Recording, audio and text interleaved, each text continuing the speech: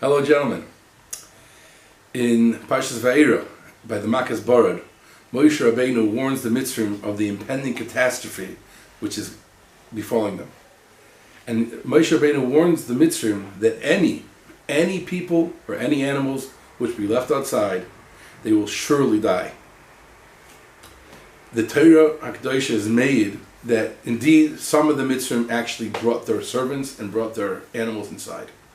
But, incredibly so, there were also those, and some, who did not listen to Moshe Rabbeinu.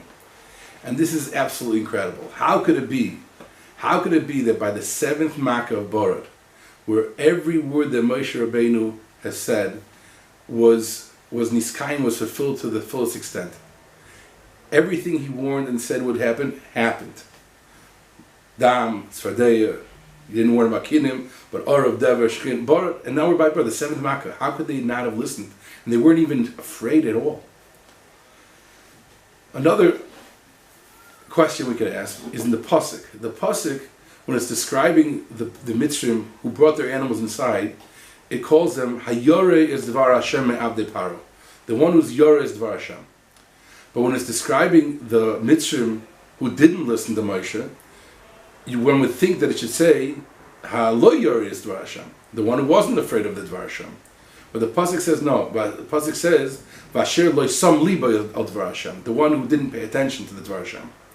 So it should say the Yori and the not the Yori, or the one who paid attention and not paid attention. What's the change in the Pasuk from Hayori is Dvar Hashem to the Asher lo sam liba? So to answer these questions, Rabbi Rucham Zechron Levracha, the Mir Mashkiach, he says, and he brings down a mashal of Rabbi Sol Salanter. Rabbi Sol Salanter, he asked a question. He said, let's say someone had a bottle, whatever, of water, or wine, even expensive wine, and, one person goes by and says, though, you should know that there is a chashash that wine could turn into poison. And he's very nervous. And he asks all his friends, and all his friends say, he doesn't know what he's talking about.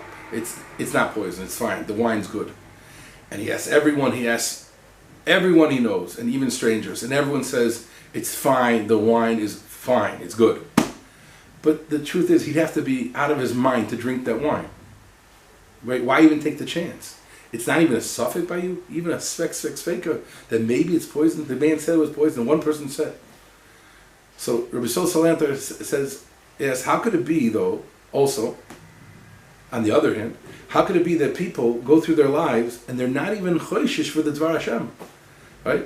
They don't even have a suffix. They don't even think that maybe all the Chachmei Yisrael from all the Dores, maybe they were right.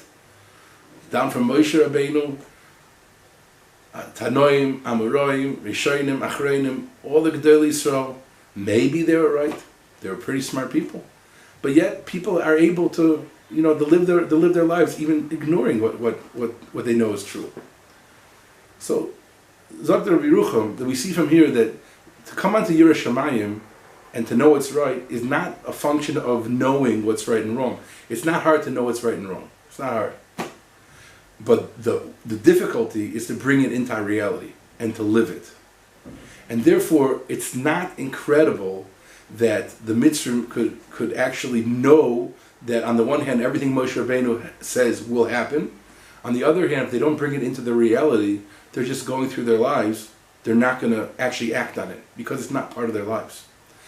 And therefore, that's the pshat in the pasuk also, that the opposite of the Yoreh is Dvar Hashem, the one who fears Hashem, the word of Hashem, is not the one who doesn't fear.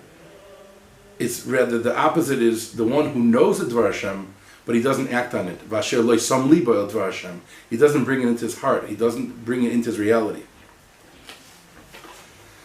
So the question is only, how do we bring Yiras Shamayim into our lives, that we shouldn't be like the Mitzrim, who seemingly were out of their minds? How could it be? Right? So how do we bring Yiras Shamayim into our lives? Well, we could suggest an answer that it would begin with experiencing the Dvar Hashem. You have to experience the Torah and experience mitzvahs with our hearts and our minds, and especially with our actions. And if we bring the Torah into our lives, into our actions, into our daily life, it would be a different story. And especially a good eitzah for this area is trying to get a little bit of the chizik every day. A little bit of chizik, like what you're doing right now as I speak these words. And after getting a little chizik every day, to spend an extra moment just to think, what can I be mekayim, and how can I bring into action what I was just mischazik to do. So, Mr. Hashem, we should be zoiche, v'yadata yoim, have the idea, v'ashivois alavecha, and bring it into our hearts and into our lives. Have a good Shabbos.